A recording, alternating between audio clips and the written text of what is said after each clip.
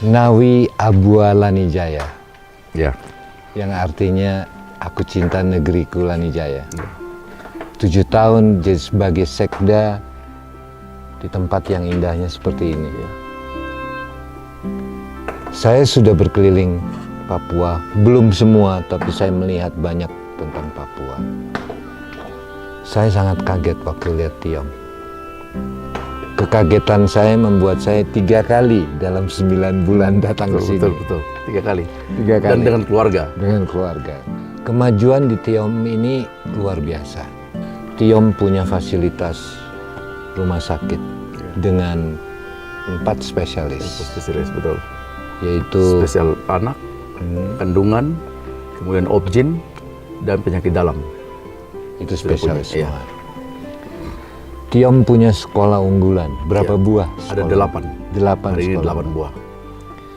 Dan sekolah unggulan ini bukan untuk yang unggul, Betul. tetapi untuk yang ketinggalan, biar jadi unggul. Biar jadi unggul, betul. Itu luar biasa sekali.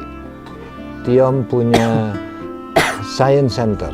Ya, punya gedung sains, betul. Gedung sainsnya itu menarik sekali.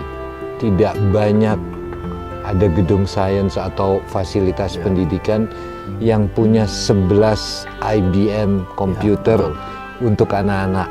Itu luar biasa. Di sini masyarakat punya 29.000. 29.000. Solar cell. Jadi semua kalau di gunung-gunung ada terang, itu kita dapat bantuan dari Kementerian SDM. 29.000. Dan masih banyak lagi yang lain-lain. Perjalanan saya dari Wamena ke Tiom, saya lewat kebun bunga. Oh iya, di pinggir jalan. Di pinggir jalan semuanya bunga. Bagaimana Pak Kris bisa bikin semua ini dalam? Ya. Baik, terima kasih. Sebenarnya pertama itu memang karena Bupati punya komitmen yang betul. Komitmennya benar untuk menolong masyarakat. Ini bisa dibuktikan dari kami punya postur anggaran di APBD, itu betul-betul 70-75% itu untuk rakyat. 20-25% saja untuk aparatur negara. Yang lain semua untuk rakyat. Itu pertama, postur itu pertama. Yang kedua, beberapa kebijakan yang beliau bikin. Ya dibantu oleh saya pastinya. Pertama, itu kita punya program namanya itu dana tunai kepada satu kepala keluarga, 1 juta rupiah. Setiap bulan? Setiap bulan. Setiap juta. Jadi kami ada sekitar mungkin lebih 25.000 kepala keluarga. Ada yang masih terdata terus, itu yang kita kasih setiap bulan. Dari 1 juta itu kita potong 300.000 untuk masuk di Kartu Lanijaya Sehat, Kartu Lanijaya Mandiri, dan Kartu Lanijaya Cerdas. Begitu. Nah, sisanya 700.000 kepala keluarga akan terima. Tapi sebelum dia terima, dia harus selesaikan dulu beberapa syarat. Paling tidak ada 10 syarat. Pertama, dia harus punya KTP. Kemudian dia harus punya kartu keluarga. Dia harus bikin rekening di Bank Papua. Harus punya rekening sendiri. Begitu. Dia harus punya usaha ekonomi sendiri di rumah. Harus dia punya usaha. Dia juga harus punya usaha bersama. Artinya kebun kelompok. Bersama, ya dengan kelompok. Di macam-macam lah. Ada yang di kelompok, di keluarga, di gereja. Yang penting dia harus punya itu. Lalu kalau ada keluarganya yang buta huruf, dia wajib bawa ke sanggar-sanggar belajar atau ke sekolah atau ke desa yang kita sudah tentukan untuk menolong. Kalau ada HIV, yang ada yang kena ke HIV, karena kita ke HIV cukup tinggi, dia harus tolong juga bawa ke sana, begitu. Lalu salah satunya itu, kalau penduduknya tinggal di pinggir jalan, dia harus juga jaga fasilitas jalan raya. Dia harus bersihkan jalan, kalau ada air di jalan harus tutup. Termasuk tanam-tanam bunga.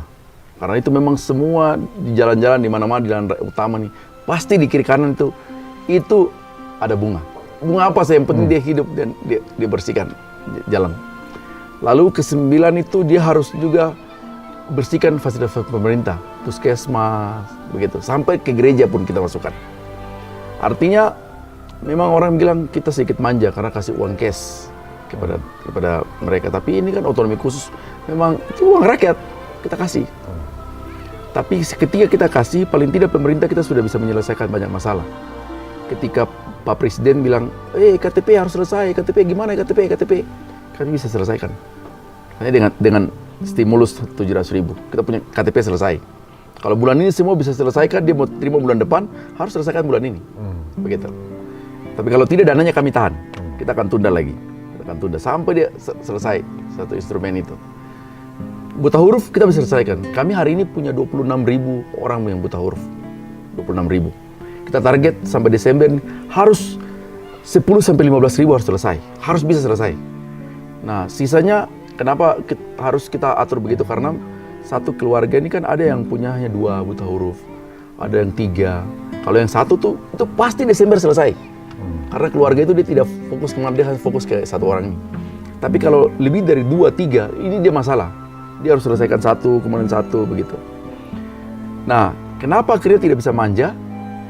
Satu kepala keluarga ini akhirnya setiap hari dia harus berpikir bagaimana caranya dia menyelesaikan 10 masalah ini. Jadi tiap hari dia akhirnya punya pikiran untuk itu. Bagaimana? Sudah kita punya kebun sudah selesai. Usaha babi bagaimana jalan? Usaha ini mau laporan ini. Gitu. Bagaimana? Sudah bawa buta huruf. Sudah buka KTP belum? Sudah buka ini belum? Sudah bikin kartu keluarga. Jadi setiap hari dia berpikir begitu. Nah, kalau dia selesaikan dalam 1-2 bulan, berarti bulan berikut itu dia hanya punya 5 syarat saja, karena yang lain kan sudah selesaikan. Nah, kami ada rencana juga untuk bikin syarat-syarat lain.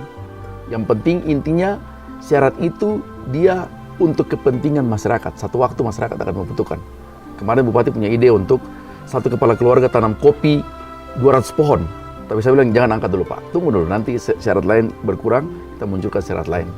Karena kan kita harus siapkan bibit dulu, macam-macam begitu. Nah itu yang kita bikin, karena itu memang sepanjang jalan ini ada bunga apa saja.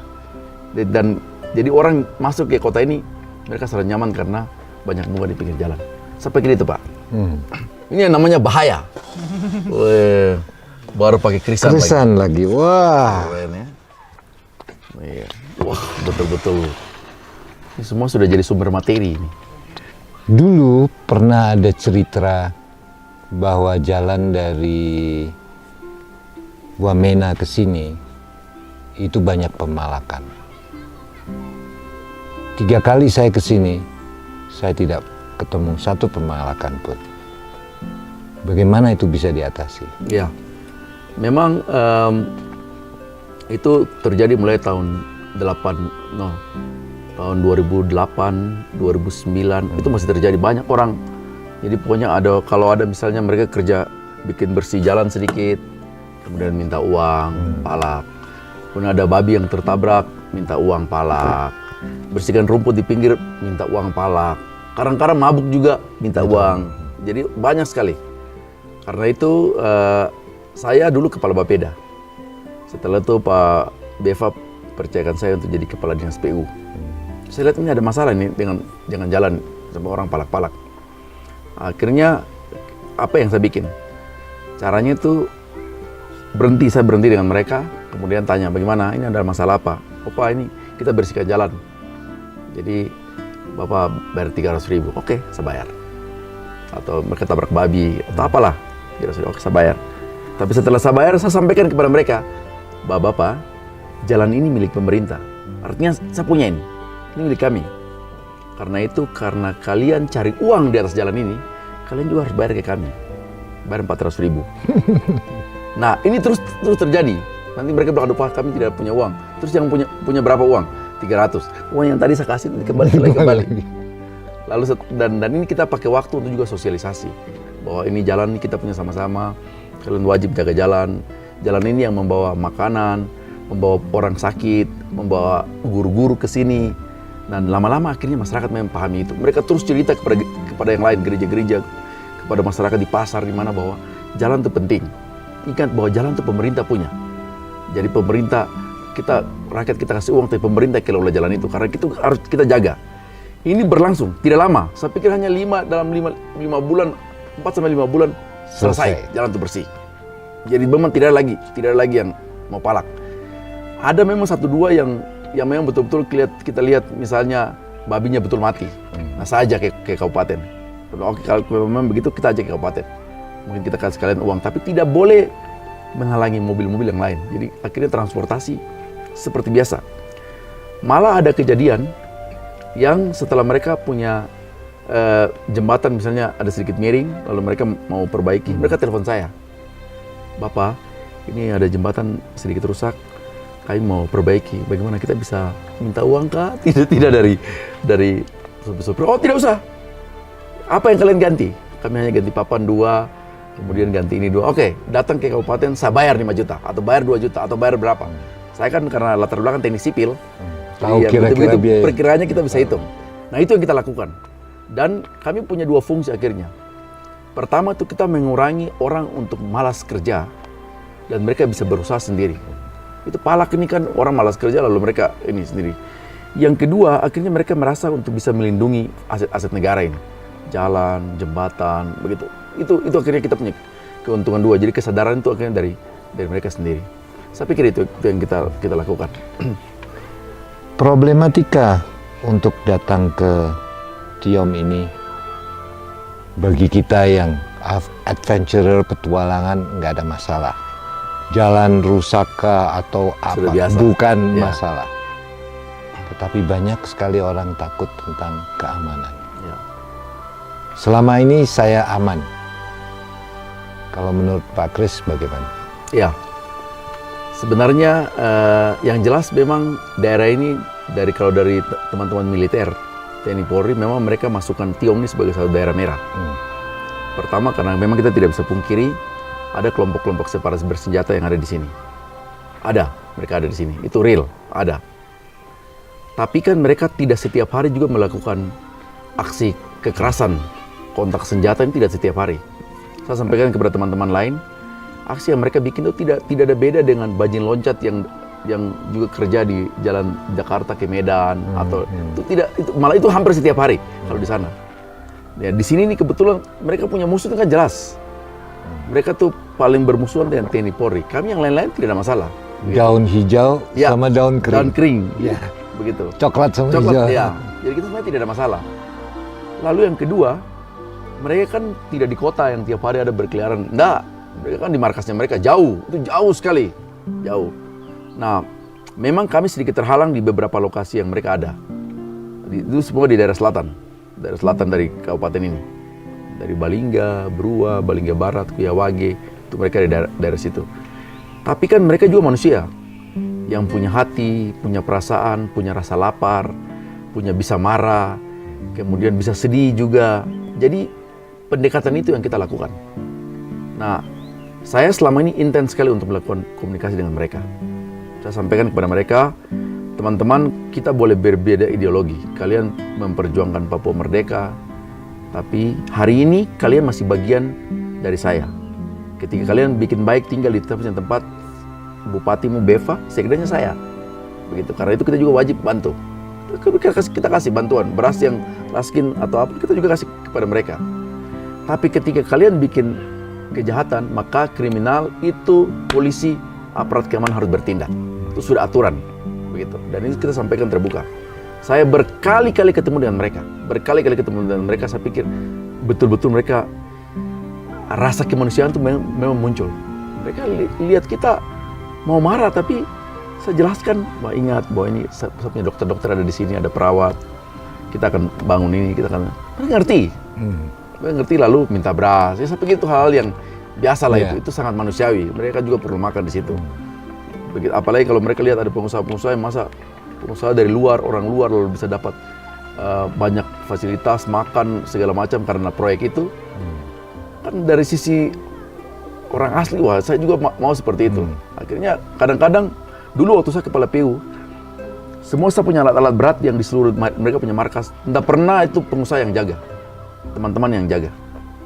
Ya kita kasih, paling Indomie, gula, kopi, itu sudah biasa lah itu.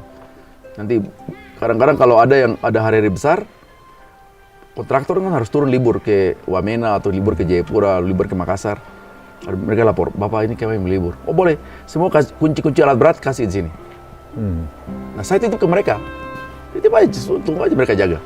Saya bilang seminggu kemudian baru pengusahanya datang. Semua kemudian kami datang, kita bawa beras, bawa Indomie. Dan itu jalan seperti biasa. Karena itu yang kita lakukan. Jadi kita pendekatnya, memang kadang-kadang kita dilema. Di satu sisi kami membantu, karena itu kita punya warga ketika dia baik, tapi satu sisi kita juga bisa dicurigai, teman-teman TNI Polri. Karena itu saya pribadi biasanya langsung komunikasikan dengan teman-teman TNI Polri, bahwa ya, saya sedang bantu mereka beras, saya sedang Indomie, saya sedang kasih mereka rokok. Itu saya sampaikan secara terbuka. Kita punya kepentingan hanya stabilitas. Kita punya kepentingan itu saja. Kalau mereka separatis lalu mereka bersenjata ketemu dengan teman-teman, itu silakan, itu urusan lain. Gitu. Dan akhirnya teman-teman TNI Polri memahami itu. Dan itu kita lakukan. Karena itu setiap ada kontak senjata di Lanijaya, Anda yang maju duluan. ya itu tidak ada pembangunan yang macet. Ya. Tidak ada pembangunan yang macet. Jadi silakan aja kontak mereka, kontak tentara dan polisi baku tembak di sana, saya masuk ke sana saya jelaskan. Tapi pengusaha bikin jalan raya, aspal jalan. Santai aja jalan. Nanti mereka bilang tanya saya, "Pak, bagaimana aman, Pak?" Saya bilang aman. Ini negara. Jadi kalian kerja. Kalau sampai kita sudah tinggalkan Tiom, kabupaten ini, itu baru mungkin rawan. Tapi selama saya ada di sini, silakan. Mobil-mobil dari Wamena, kadang-kadang saya turun ke Wamena, saya kumpul 450 mobil taksi umum, baru pimpin konvoi. Artinya supaya kita, aktivitas pemerintahan ini tidak pernah lumpuh karena ada mereka. Jadi mereka, itu silakan aja, itu tugas polisi tentara. Dan itu yang kita lakukan, karena itu memang, kalau tadi Bapak bilang, kita sedikit cepat, salah satu faktor mungkin karena itu juga. Bahwa kita, walaupun ada kontak senjata, tapi pembangunan jalan. Saya pikir itu. Saya kira Anda terkenal sebagai satu-satunya orang Indonesia yang bisa kontak berhubungan dengan mereka dengan damai dan musyawarah ya. Mengenai Tiom sendiri, mau dibawa kemana Tiom ini? Iya, saya pikir Bupati Lanijaya ini dia orangnya cerdas sekali. Kami di pegunungan ada 12 kabupaten. Kabupaten pegunungan yang seluruh karakter masyarakatnya sama. Sukunya suku Lani. Ada Dani sebagian, Lani sebagian, Duga sebagian. Kemudian Yalimo ada beberapa suku-suku kecil. Kemudian Tolikara dengan Mambramo ada suku-suku kecil juga. Tapi semua kami komunitas secara besar itu sama. Nah, hari ini Wamena itu baru menjadi satu-satunya kabupaten yang cukup maju dibandingkan dari 11 kabupaten lain. Nah, mimpi kami Kabupaten Lanijaya, kita paling tidak jadi kabupaten kedua yang maju setelah Wamena. Saya kira sudah itu. Ya, kita harus jadi kabupaten kedua yang harus maju setelah Wamena. Itu mimpi Bupati dan saya pikir tiap hari saya dorong kepada teman-teman. Begitu. Kalau mau lihat dunia bulat, harus dari luar dunia. Ya. Kalau dari dalam dunia rata kan? Ya, betul. Saya melihat Tiom dari luar. Ya. Saya kira Tiom sudah mencapai impian itu dan sudah dibuktikan punya airport, punya segala. Ya. Dan kesejahteraan masyarakat di sini sangat-sangat sejahtera dibandingkan dengan kabupaten-kabupaten lain. Dalam waktu beberapa tahun mendatang, pariwisata akan menjadi industri yang paling besar di Indonesia. Tidak ada negara lain yang punya 140 volcano. Ya, betul. Lautnya luar biasa, semuanya luar biasa. Ini adalah kapital yang sangat besar untuk Indonesia maju di masa mendatang. Bagaimana dengan persiapan Tiom dalam menghadapi industri pariwisata? Ini kaya sekali ya. Ya. Kaya semuanya, semua ada di Tiom kecuali laut ya. Ya. Tapi semuanya ada. Ya. Bagaimana dalam membangun sumber daya manusianya, fasilitasnya, perencanaan Pak Kris gimana? Ya, saya pikir sesuai dengan kita punya RPJM sampai dengan tahun 2022, itu memang pariwisata itu jadi salah satu target yang menjadi bagian daripada pengembangan prioritas di Lanijaya. Pertama itu memang kita pastikan tahun 2019 ini itu no isolasi. Itu memang target Bupati. Kami ada 39 distrik dan 350 kampung. Itu hanya sisa 5 distrik yang belum bisa ditembus mobil. Dan tahun ini kami target 5 distrik ini harus bisa mobil masuk. no isolasi. Setelah no isolasi, lalu kita mulai bikin jalan penghubung. Kan ini kan jalan dari Habema sudah muncul. Kalau ke Habema lihat ada 2 jalur. Jalur yang ke kanan itu menuju ke kami. Yang ke kanan, jadi ada pertigaan. Yang ke kanan itu terus dia sudah di belakang sini. Sudah sisa 4 kilo, 8 kilo sudah masuk ke Lanijaya. Oh, jadi dari Habema Habema itu dia bisa putar. Ya. Nah, kalau itu jalan jadi, infrastruktur yang secara besar jadi, artinya bahwa kita sudah buka seluruh daerah itu ada potensi wisata. Saya kasih contoh misalnya di Balingga. Di Balingga itu ada air yang langsung dia masuk di bumi. Hilang di bawah. Nanti munculnya tuh di daerah dekat Habema. Berarti muncul di situ semua. Nah, itu dulu ada teman-teman yang pernah pakai perahu kano atau apa itu. Mereka pernah kasih masuk kanonya di sini, keluarnya nunggunya di sana. Nah, setelah itu mereka coba, lalu coba yang kedua, orang ikut. Wah, orang ikut dan hidup. Itu mereka dari Amerika. Jadi helikopter kawal di atas. Nah, waktu itu saya ada di sini dan saya lihat di proses itu. Di situ ada potensi. Lalu di daerah ini seperti ini ada potensi air terjun banyak sekali di gunung ini. Gunung sebelah Malagai, Tiom, begitu. Kemudian ada di sebelah sana, dulu teman-teman Konoko, perusahaan Konoko bikin eksplorasi. Mereka mencurigai beberapa tempat yang ada tambang emas dan minyak. Hanya dia punya skala kecil, karena itu kita suruh tutup dan itu biarkan nanti 50 atau 60 tahun mendatang. Tapi potensi itu ada. Ada juga beberapa tanaman yang waktu kita masuk hutan itu semua berbau minyak tanah. Satu hutan itu berbaunya minyak tanah semua. Itu berarti pasti ada potensi ya. Sungai, banyak potensi. Banyak sekali sungai. Nah, itu yang pertama, jadi infrastruktur yang kita siapkan.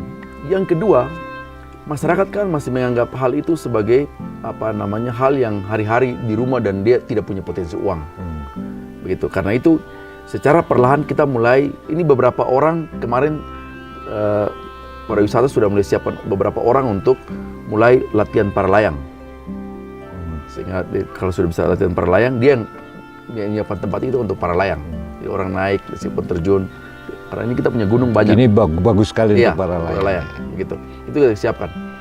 Nah, ini yang kita mulai atur dengan masyarakat bahwa tempat di mana masyarakat ada, itu ada uang. Airnya bisa, kemudian alamnya bisa, sehingga kita mulai atur. Kita juga kan tidak mau ketika kita jual satu objek wisata, lalu masyarakat tidak siap, dia justru akan menjadi masalah baru. Justru akan jadi bencana bagi kami. Jadi jual sesuatu kepada kami tapi tidak disiapkan oleh infrastruktur yang baik, kemudian masyarakat tidak siap, justru jadi pembicaraan tanda kutip, dalam kutip. Itu kita tidak mau. Karena secara perlahan kita mulai bikin. Nah, saya salah satu contohnya, saya sedang bangun ini. Ini adalah lokasi yang ini masyarakat punya potensi. Mereka bisa bikin kolam di sana sendiri. Lalu honai-honai ini orang datang bisa foto sendiri. Lalu kita atur bagaimana caranya. Kalian bisa di depan honai taruh anyaman gelang, kalung, noken, kan itu kan bisa jadi uang. Lalu di bawah, daerah yang di bawah ini kalian sendiri bisa tanam kopi, orang bisa pakai sepeda dengan kopi putar di bawah, naik, kemudian ke kafe, seperti itu sedang atur. Nah, memang harus ada yang bikin percontohan dulu. Nah, kita bersyukur karena ada beberapa anak asli yang sudah mulai menonjol. Kopi misalnya itu ada Moses Sigi Balom di satu lokasinya, kalau sebentar kita bisa pergi. Itu betul-betul sudah jadi taman. Karena di bawah pohon kopinya itu semua rumput kuda. Di bawah pohon kopi, biasanya pohon kopi itu di bawah pohon-pohon besar dan tanahnya kering, berdebur. Ya, tapi ini dia tanam, jadi kita bisa foto-foto sambil tiduran di atas kopi-kopi itu. Hanya areanya kecil. Saya bilang ini sudah mulai jadi model. Kasih perbesar saja, bawa teman-teman dari dekat untuk lihat. Begitu, bahwa itu ada uang di situ. Nah, ini yang kita mau bikin. Begitu. Dan hasilnya waktu lelang di Jayapura, ya, kita punya kopi sampai 5.300.000. Saya heran juga itu. 5.300.000. Ya 1 kilo tuh 5.300.000. Nah, akhirnya mereka bilang kopi lelang yang cukup mahal itu kopi itu. Kopi Tiom. Ya. Nah, ini kopi Tiom. Ya, ini kopi Tiom. Ini kopi Tiom, betul. Ini kopi Tiom. Ya, ini kopi Tiom. Saya tanya kenapa sampai kalian bisa bikin, saya waktu itu hadir. Ya. Saya tanya kepada teman-teman yang pemerhati kopi, bagaimana mungkin sampai harganya 1 kilo 5.300.000 kalian lelang? Itu coba apanya itu? Lalu mereka sampaikan bahwa pertama dia ada di ketinggian 2000, di atas 2000-an ya. Lalu masih asli. Terus tidak terkontaminasi dengan apa-apalah begitu. Terus keasamannya itu berbeda dengan yang di bawah. Lalu setelah kita ukur-ukur, kita coba dengan ada beberapa negara punya terbukti di Toraja dan Beroa. Saya pikir ini layak diberikan harga 5.300.000. Nah, karena itu dari hasil lelang itu yang membuat Pak Bupati termotivasi sekali untuk perintahkan saya bikin edaran kepada semua rakyat, satu kepala keluarga wajib tanam pohon kopi 200 pohon. Itu wajib. Dulu tahun 80, dulu pernah ada BPPT di sini, Badan Penerapan Pengkajian Teknologi, Pak Habibie. Dan mereka kembangkan kopi juga. Tapi setelah lama, lalu pemasarannya sudah rusak, lalu ada yang bermain nakal di proses-proses pemasaran, akhirnya orang tidak selera lagi tanam kopi. Mereka mulai alih fungsi kopi itu jadi kebun-kebun lain. Tapi setelah perjalanan ini sampai dengan tahun-tahun 1 atau 2 tahun terakhir ini, kembali kopi tiom ini mulai angkat kembali. Karena itu kemarin Pak Bupati, dia pilih kepala dinas pertanian yang saya pikir orang ini memang dia ahli kopi. Dan kita punya tenaga-tenaga sukarelawan, bukan sukarelawan, minta maaf, pegawai negeri sipil yang ada banyak di beberapa OPD. Lalu sudah karena saking banyaknya pegawai, Bupati minta untuk mereka tarik semua di situ. Jadi semacam dimasnya pertanian. Lalu kita kirim untuk mereka ke Jember, kemana untuk pelatihan kopi baik. Nanti mereka kembali, mereka akan kita lempar ke kampung-kampung. Tugasnya apa? Dia kasih tahu cara tanam kopi, cara memelihara kopi, cara mengolah kopi sampai dengan jadi biji dan bubuk, cara penjemuran. Itu saja ada 7 atau 8 poin penting yang itu tiap hari saya diajarkan terus, terus. Bagaimana kalau hujan? Nah, itu kita lakukan. Jadi Anda sudah mulai melakukan training for the trainers. Ya, training of trainer, betul. Ya, melatih pelatih. Ya. Bagaimana di pariwisata? Apakah itu sudah dilakukan? Karena saya melihat potensi di Tiom ini hari ini sudah bisa berusaha untuk pariwisatanya. Jadi tidak butuh waktu lama. Yang dibutuhkan waktu yang lama adalah sumber daya manusianya.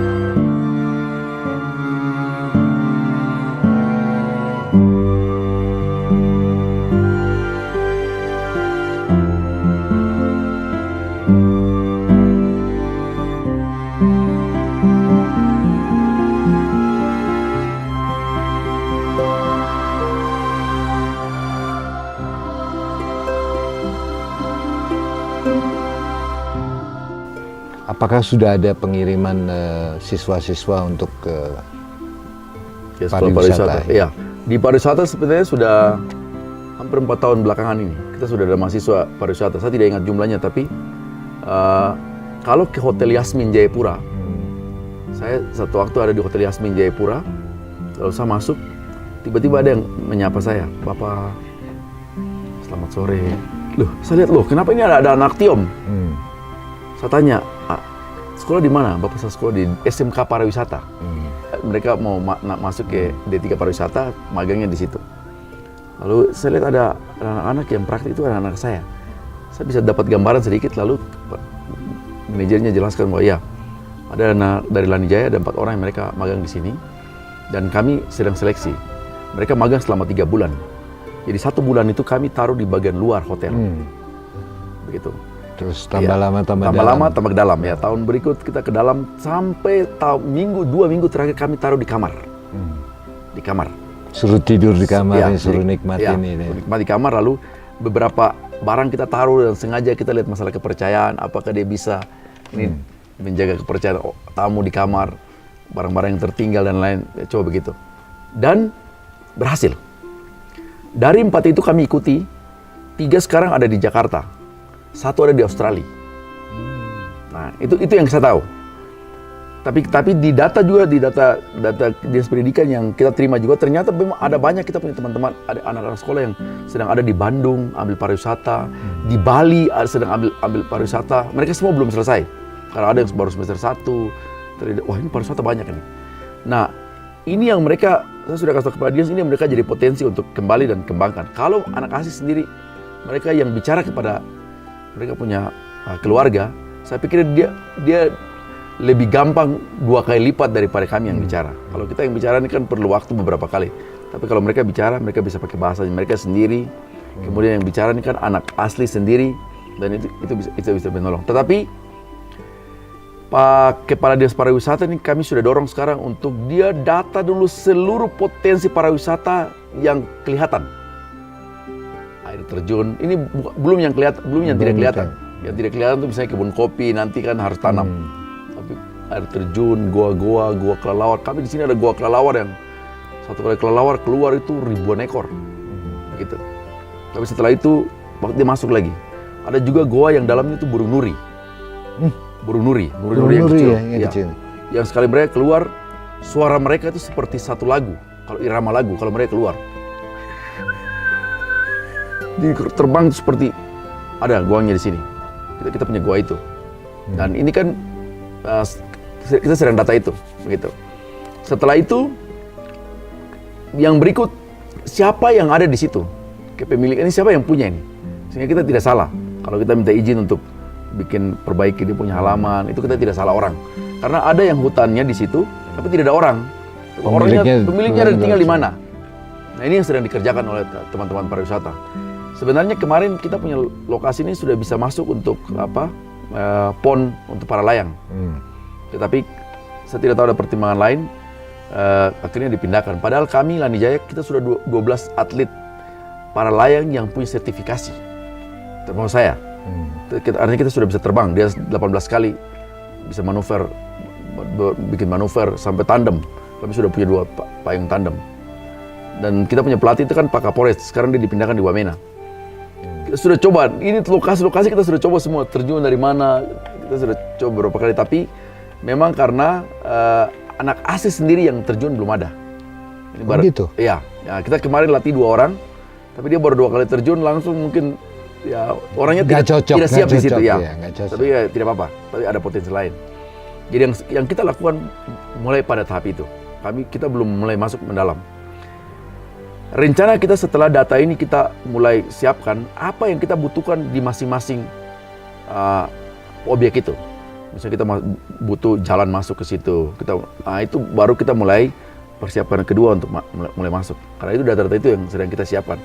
Tetapi sambil menunggu itu jalan, sebenarnya beberapa hal kami sudah mulai promosi secara perlahan. Misalnya air terjun ini berapa kali fotonya saya sudah melalui teman-teman Lin Cages. Ini mereka sudah mulai angkat. Mereka sudah promosi di. Namanya apa air terjun apa? Ini air terjun Tiom Olo. Ya, karena dia ada di distrik Tiom Olo. Ini kita sudah mulai promosi. Kemudian ada lembah di Lembah Kuyawage. Itu kita masuk ke Lembah Kuyawage, lembah seluruhnya. Jadi goa di gunung berlapis-lapis lalu di bawahnya lembah. Gitu. Lalu di Tinggi Pura itu ada yang saya bilang goa langsung masuk bilang di bawah bumi. Namanya Goa Wanuga. Itu beberapa kali kita sudah tolong ambil, lalu sudah mulai kita ekspos pelan-pelan, walaupun akses belum ada. Tapi kita sudah mulai lakukan, walaupun skalanya kecil sekali, tapi kita sudah mulai lakukan. Saya pikir itu. Kami dari Ring of Fire berterima kasih banyak, sudah 3 kali disambut sama Pak Kris. Pernah sekali Pak Kris nggak ada di rumah, kita kuasain rumahnya. Pak Kris, kami mengucapkan semoga sukses, baik dalam membangun Lani Jaya maupun karir pribadinya. Amin, amin. Thank you. Saya juga atas nama Pemda ingin sampaikan terima kasih untuk teman-teman dari Ring of Fire Adventure. Karena kehadiran bapak-bapak paling tidak bisa menjadi corong untuk kami juga, Pemda Lani Jaya. Bahwa ini keberadaan kami. Ini nyata. Ini tidak hoax. Bahwa kami sedang bangun ini, sedang bikin ini, kami punya potensi ini. Dan bapak-bapak sudah menjadi bagian corong untuk membesarkan pemerintah Kabupaten Lani Jaya. Saya pikir itu. Corong yang paling besar yang saya teriakkan adalah Tiom Aman. Luar biasa. Terima kasih. Sukses Pak. Terima kasih. Sukses untuk Ring of Fire.